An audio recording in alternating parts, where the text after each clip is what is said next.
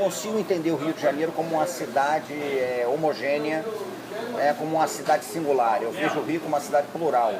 Eu acho que são cidades que convivem para formar uma cidade.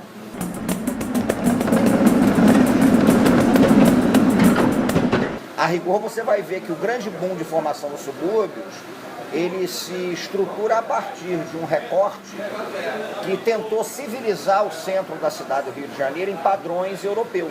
Então eu acho que você começa a configurar no subúrbio uma certa cidade do Rio de Janeiro, que é uma cidade que disputa, o imaginário carioca com essa cidade que é pensada como cidade de recorte civilizatório, a cidade de padrão europeu, ou balneário de grandes eventos.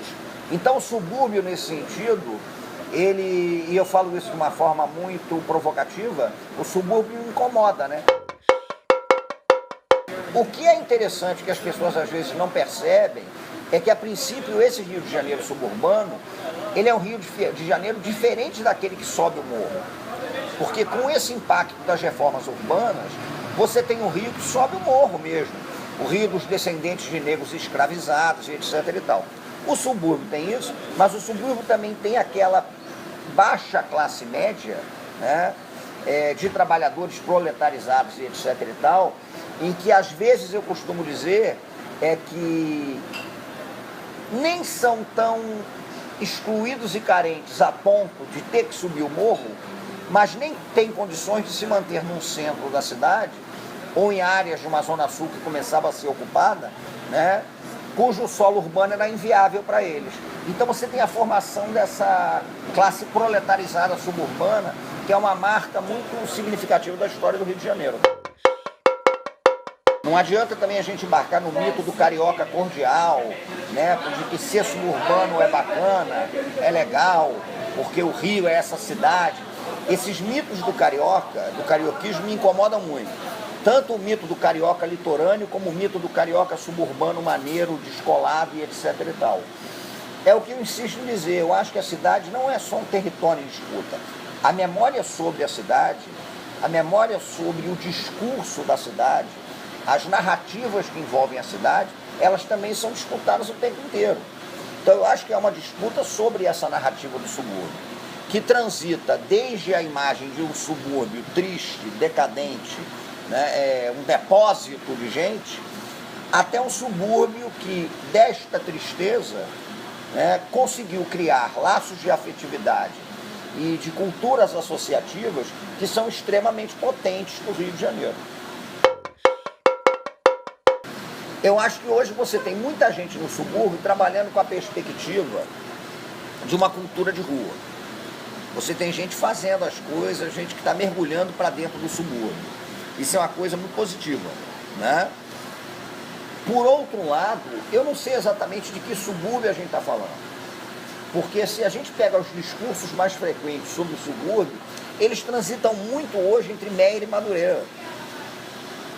Tanto que você tem hoje uma construção midiática, inclusive, e que passa até também por um discurso do poder público, que é legítimo, enfim, mas que parece que coloca o subúrbio inteiro como uma grande Madureira. E a gente tem que pensar o subúrbio também de uma forma que não é homogêneo. O subúrbio é heterogêneo. Agora, o que me deixa esperançoso é que eu hoje vejo uma galera do subúrbio, da Zona Norte, trabalhando com muito vigor a perspectiva do território como pertencimento. Eu acho que está mudando. Eu acho que você tem uma visceralidade grande. Mas acho também que a gente tem que problematizar isso o tempo inteiro para que a gente não se transforme em pastiche de cultura suburbana. Eu acho que qualquer trânsito é positivo. Eu até gosto de estudar um pouco a cultura da malandragem do Rio de Janeiro nos anos 10, 20, 30. Eu gosto daquela definição de que o malandro, a malandra, o que define a malandragem é a ideia do trânsito. É a ideia de você transitar e é a ideia de você se adequar a qualquer lugar por onde você transita. Eu acho que esse trânsito é muito interessante, ele é positivo, ele é potencial, mas eu sempre digo que a gente tem que ter cuidado para não confundir a vivência com o simulacro. Você chega numa roda de samba hoje, o que mais você vê é o sujeito de chapéu panamá de malandro, é o sujeito de lague de bar, que é aquele cordão que é um cordão de sacerdote de Omulu, né, que a rigor é um cordão sagrado. Quem usa o lago de bar normalmente é um sacerdote de um orixá, de Omulu e etc e tal, com aquela pinta do malandro maneiro e etc e tal. Quando eu olho aquela profusão de gente, me desculpe a expressão, mas é para criar uma pequena provocação, mas tanta gente fantasiada de seu Zé Pilintra, né? Eu não sei até que ponto a gente está vendo ali uma vivência, eu não sei até que ponto a gente está vendo ali um simulacro. Então, eu acho o trânsito fundamental, eu acho que essa é uma cidade cuja salvação basicamente depende da capacidade de transitar, a proximidade é fundamental. O Rio é uma cidade feita de proximidades, e quando eu falo de proximidade, eu não estou falando de uma proximidade tola do afago, eu estou falando de uma proximidade que possibilita o afago e possibilita a facada.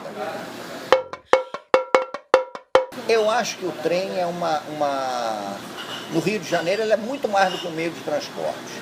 O trem, para mim, é uma instituição associativa mesmo, de invenção da vida. E quando eu imagino o trem no Rio de Janeiro, eu penso no trem como uma instância de sociabilidade, de bairros que transitam em torno do trem, de pessoas que se encontram no trem, de experiências de invenção de vida que acontecem dentro do trem, né? Eu vejo isso. E vejo também o trem como um espaço de exercício da sabedoria da escassez. Sabedoria da escassez era um conceito, o Sartre falava alguma coisa sobre isso, mas que o Milton Santos, um grande geógrafo, ele dizia também, né?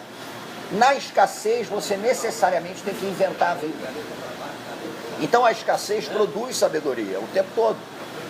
Paradoxalmente, quando as coisas chegam muito fáceis pra gente, a tendência é que a inventividade morra. Porque você não tem mais o que criar ou não. O trem, para mim, é uma instituição associativa.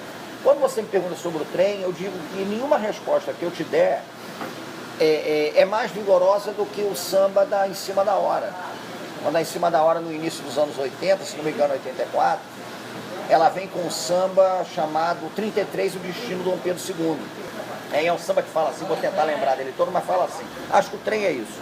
Vamos sublimar em poesia a razão do dia a dia, para ganhar o pão, acordar de manhã cedo, caminhar para a estação e chegar lá em Dom Pedro a tempo de bater cartão. Não é mole não, com a inflação, sustentar as regalias do progresso da nação. O suburbano, quando chega atrasado, o patrão mal-humorado diz que mora logo ali, mas é porque não anda nesse trem lotado, com o peito amargurado, baldeando por aí. Imagine quem vem lá de Japeri, imagine quem vem lá de Japeri, ao ver a menina de laço de fita, batucando na marmita para ver o tempo passar, esquecendo a tristeza quando o trem avariar, esquecendo a tristeza quando o trem avariar.